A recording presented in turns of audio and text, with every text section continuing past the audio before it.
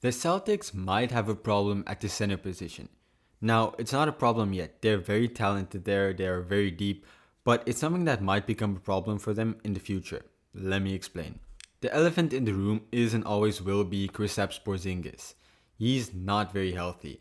Well, he's expected back in December somewhere, but for his entirety of the run he's going to have on the Celtics, there's always going to be injury problems. Now, when he plays, he's invaluable to the Celtics and he makes them pretty much unstoppable. But for like 50% of the season, you're most likely not going to have him.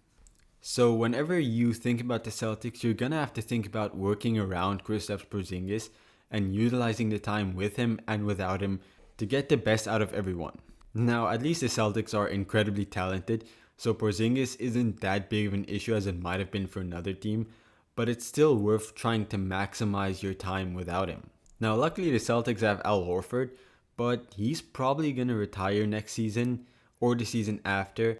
Plus, I don't know how much pressure we're going to put on him to be the full-time starting center because he is very old and there's not a lot of pressure you want to put on him. Now, if you're a Celtics fan like me, you might be saying, well, what about Nemias Queta or Xavier Tillman Sr. or Luke Cornett? And yeah, those guys are talented, but are they the people I want to put in the position to be a starting center slash backup center when we inevitably have a time where Kristaps Porzingis and Al Horford aren't there to play? I don't think so. I don't think they are your permanent solutions. And that's why I've chosen a few guys that I think would be valuable players the Celtics could potentially go after. Now, obviously, the Celtics have a big problem with cap space because they don't really want to sign anyone because it'll cost them so much money. But they have a lot of assets they could trade. So, for example, you have Xavier Tillman Sr., Baylor Shireman, and although you don't really want to, Luke Cornett and Jordan Walsh are also players you could put on the trading block if needed. Plus, they have pretty much all their first round picks for the foreseeable future, so there are some stuff you can trade to make stuff work. So let's look at who I think the Celtics could go after to make the team better. So the first guy I have is Walker Kessler. Now, he's still on a pretty cheap contract, which is very valuable for the Celtics, and also the rumor is that he's worth like 2 first round picks. So while the Celtics picks might not be valuable, if you throw them at them, maybe add another one, you could potentially make this work. I think he would be a pretty good defensive center for the roster because the lineup already, even without Porzingis, is an incredibly great defensive team. So if you just plop Walker Kessler there as center, you would give any team a really difficult time trying to score on you. Plus, you'll still be pretty good at offense. And then say Kristaps Porzingis comes back. He has played the power forward position before, and Tatum's played small forward, Jaylen Brown's played shooting guard. Then it's a toss-up between Drew Holiday or Derek White, who you want to play at point guard. But then you can play Walker Kessler and Kristaps Porzingis together. It might be a weird lineup, but Joe Mazzulla can probably make that work, so I would not be too worried about that. That's why I think he could be incredibly versatile for the Celtics as a starter, and he's still very young, but we're going to talk more about that in a sec. I want to first discuss the fact that he's come off of the bench for Utah before. So if you decided to trade for him and you put him on the bench, it's not something he's not used to. Plus, I don't think he'd worry that much about being on the bench for the Celtics versus the Jazz. And that's not a diss to the Jazz, they're just not that good at the moment. Plus, just imagine their current starting lineup and then off of the bench comes Peyton Pritchard and Walker Kessler. I think that would pretty much be a nightmare for anyone. So overall, I think it would be worthy investing in Walker Kessler. Because again, he's still very young and there's a lot of time for him to develop. But here's where the issue comes in. He doesn't shoot threes. Now that's one issue, and similar to Nemias Queta, who doesn't shoot threes, I think you can work around that pretty easily. Just run the same type of lineups, same type of plays, and you'll be fine. The key issue is he's probably going to be expecting a massive contract. Now the Celtics are already super expensive, so if Walker Kessler asks between $20 to $30 million, possibly even more, I'm not sure where his price limit is at the moment.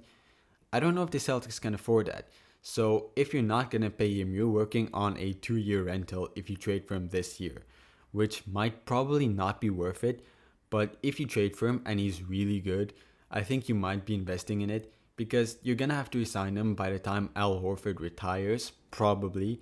So you will have some flexibility to try and sign him, but it's just something to think about, which I don't know how I'd work around it. Luckily, that's not for me to figure out, but for Brad Stevens. But I do think Walker Kessler would be like my top priority to trade for a center. Now, the second guy I have on my list is Donovan Clingan. Now, this might sound a bit unrealistic, being like he's a rookie, he just got drafted, and he's pretty good. But the Trailblazers are pretty stacked at center. Like, you have DeAndre Ayton, Robert Williams III, who is pretty good at the moment, and then Donovan Clingan. And there's not really time for all of them to play or get that opportunity. So, even though it might be very pricey, I think Donovan Clingan could potentially be obtainable. Now, the reason I think he could be so valuable is because he's going to be on a 4-year rookie contract for you, meaning even though it's a large rookie contract, it's still going to be very valuable. Plus, he's extremely young, so you have a big 7'2" center to develop. He can learn from Kristaps Porzingis, he can learn from Al Horford. There's so much he can learn from, and he can develop in these years into a starting caliber center. So by the time when Kristaps Porzingis is older, Drew Holiday is older, you can re-sign him and he can fit into that spot, and then he'll already have a lot of chemistry with the guys. But most importantly, he's a player who is willing to shoot the 3-ball. I don't remember where that interview exactly is, but when Houston had the option to draft him, he said he would be willing to come in and shoot threes for them.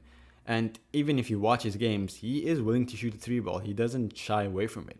And you know, the 3 is so integral to the Celtics' identity. If he can come in and he can develop a solid 3-ball, he would be incredibly valuable, probably one of the more valuable players for the Celtics then. And like I said, he's giant and he's an amazing defender. So even then, as a two-way player who's still very young, if you put him on the Celtics, you develop him, you give him that time, I think he could be amazing. I think he could genuinely one day develop into a starter for this team. Now, personally on this one, I might be a bit biased because I'm very high on Donovan Clingan, but I really think that he would be an incredible option for this team. If I were Brad Stevens, I would definitely start asking about him because I do think there is a way to get him. And then the last real option I have on my list before I have a few extra guys is Jonas Valanciunas. Now, he's a bit older, at least he's on a cheaper contract, but he's a very solid player, very reliable. I think you can plop him in as a starting center and you wouldn't really have any fears, you wouldn't worry too much. So what you give up for him is probably not gonna be worth it in the long run. But like, if you end up hitting a wall and you need a center, I think he is someone that you can go after who will be really reliable.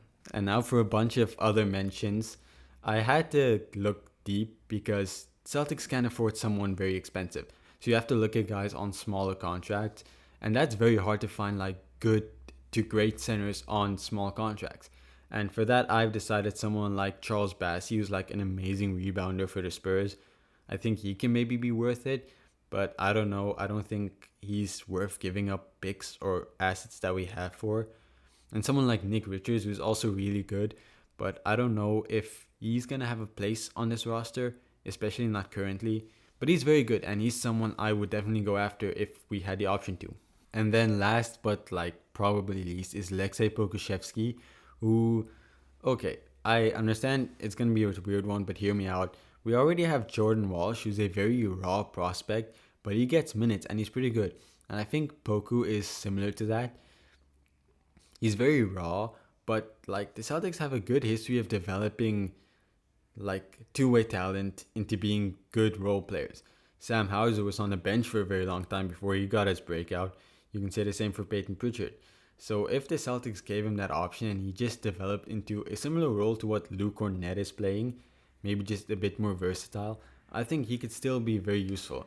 Plus, he's unsigned, so like if you're going to offer him, you don't have to offer him anything more than a minimum. But then again, it would be very expensive even to sign him to a minimum deal. So I don't know if you want to do that, but it's just an option that's out there because I'm still a Poku believer. But that's up to Brad Stevens to decide if he really sees value in him or not. So yeah, I just wanted to vent a bit about this. Not really vent, but just give my opinion. Because I think in the future, you might have a problem when it comes to who's your center. And I don't want that for this team because I love this team and I really want to see a dynasty out of this. And I think there's an avenue to get incredibly better. You'll just have to sacrifice your picks. But like, that's not always the end all be all of it, right? So yeah, I hope you enjoyed the video. Please subscribe to this channel. I have some other channels too if you want to go check that out about wrestling too. So yeah, please join this community that I'm trying to build. Please leave a like, engage with me in the comments. I would love to reply or just hear your opinions. Maybe there's someone else you have in mind. So yeah, leave a like, subscribe. I'm sending love to all around the world, and I'll see you next time.